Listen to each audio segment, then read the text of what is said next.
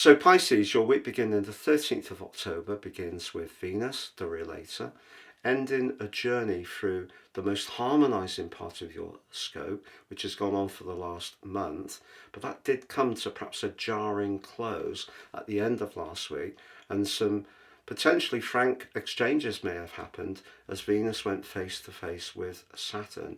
And that may have given you food for thought.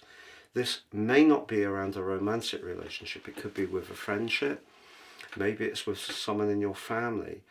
But as Venus moves into Libra, that's of course about balance. It's about fairness. If you feel there isn't a fairness around the give and take of a relationship, over the next month, there is the potential for a transformation. But completely the opposite can be true as well. If you've been building an alliance with someone recently and it's been going well, Venus moving into the 8th house can bake it in a much more passionate, dedicated and invested way. And things could get hot when it comes to intimacy. But Venus moving into the 8th house can also be good for your long-term finances, and you may gain because a partner, business partner or associate, their efforts can in some ways benefit you. You could also hear about a legacy. There may be a payout due over the next month to do with an insurance claim or some kind of investment that you've been patiently building up for some time. But on Tuesday, Pluto, the planet of transformation, which has been rewinding in a tender psychological part of your scope for the last 5 months, and has been in a link with Uranus, the innovator, in the part of your chart to do with your home and emotions, well, they're linking back to Venus, newly arrived in that 8th house. Because you're a water sign, you're attuned to atmospheres and the more psychological dimension. And be open to that, because you could pick up on someone or an opportunity to use your resources, perhaps to do with property, perhaps to do with past efforts or savings that you've put in a more imaginative way. So Venus moving into the 8th house doesn't just boil down to intimacy. It can be to do with those finances too.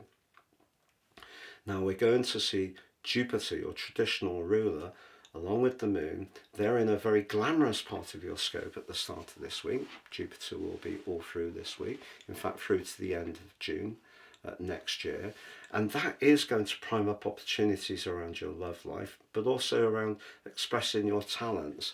But this week both the moon and Jupiter clash with the sun, and I think the intriguing thing here is if you haven't been completely happy in a relationship and you feel that maybe not even in an obvious way, that there's some kind of control or subtle coercion or leverage that's being imposed upon you.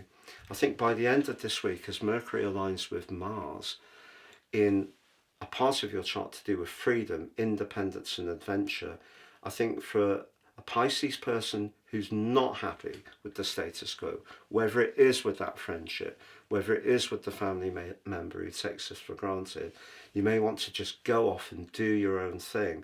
But you can also be much more vocal in expressing your truth in a very direct way.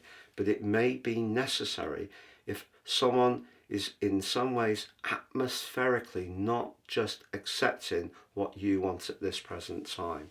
So it's an intriguing week, whether it is for resources, for relationships, for good or bad.